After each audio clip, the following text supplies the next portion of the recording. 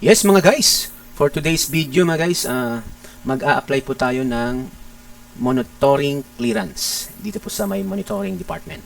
So, pisahan na natin to kung paano at alamin natin kung ano ang bagong problema. Ito na. So, login lang po tayo sa ating eSecure account.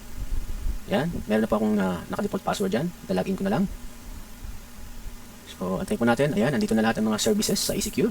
So, punta po tayo dito sa eWatch. Ayan, Company Monitoring System. Dito na po tayo mag-apply ng monitoring clearance. Kung gusto niyo po mag-apply ng monitoring clearance, dito na po. Online. Wala na po yung email. Tulad dati, email lang.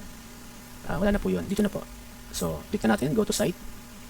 So, log in with eSecure. Click po natin yan. Ayan, dito na tayo sa portal ng eWatch. So, click po natin itong request monitoring sheet. Ayan. Basahin nyo lang po yan mga guys. So, after nyo mabasa yan, click nyo lang po itong I agree. So, proceed na tayo. Yun, eto na tayo. Hanapin na natin yung SEC registration number nung ating i-request na monitoring. So, meron na akong registration number. Alam ko na. Copy-paste ko na lang. So, click po natin yung search. Yan, hanapin po niya. Oops, eto na. Eto na ang problema ngayon mga guys. So, ang sabi po dito sa notice, pending post-review of the latest submitted GIS. So, may pending pa daw na post-review Tapos ito pa isa pending post-review din ng latest submitted annual FS. Dalawa yung nito naka-pending na post-review. So, sabi dito, basahin muna natin SEC records show that your latest submission of the general information sheet in ePass has been accepted and is subject to post-review. Nire-review pa pala nila to mga guys. After accept, after ng final acceptance na mag-email sa inyo, yung may QR code, i-review pa pala nila to subject to post-review. Tapos, application for monitoring cannot proceed until your latest submitted report is post-reviewed. So, if there is a discrepancy in the submission status, you may submit a ticket through the iMessage na naman tayo ito mga guys, and select ePass FS and GIS latest submission for company monitoring service. So, alam niyo na ito mga guys. Kung hindi niyo pa alam, i-click niyo po itong iMessage. Meron po akong previous tutorial about sa iMessage na yan. Sinabi ko na po sa inyo, maraming nagme-message dito sa iMessage kasi dito lahat ng may problema. So, kung hindi niyo pa alam, i-click niyo na po yan. Sundan niyo lang po yung mga instructions doon na hinahanap nila.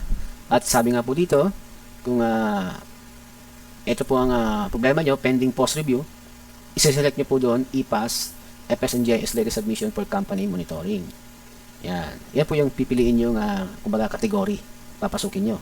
Pumili po kayo ng kategory. Maraming kategory po doon. Nakatago lang Kaya, baka magkamali kayo ng pasok. Kaya ito, may instruction na dito. Ganon din po dito sa FS nito. iMessage din. So, yun. Click lang din po. Puntahan nyo. At bibigyan kayo ng ticket number doon. Libre po yun. Okay, yun lang. Hindi natin alam kung may nagtatanong dyan kung hanggang kailan. Yun lang. Hindi natin alam kung kailan. Estimated time frame natin dyan 2 to 3 weeks bago mapansin yan. Yun lang. Estimated ko lang mga guys. Kasi malay nyo, bumilis. Malay nyo, madami. Kaya tatagal.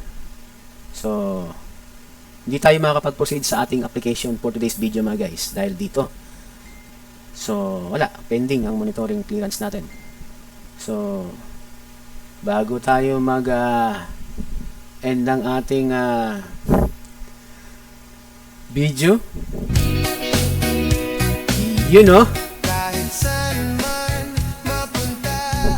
siyempre, meron tayong sound trip dyan.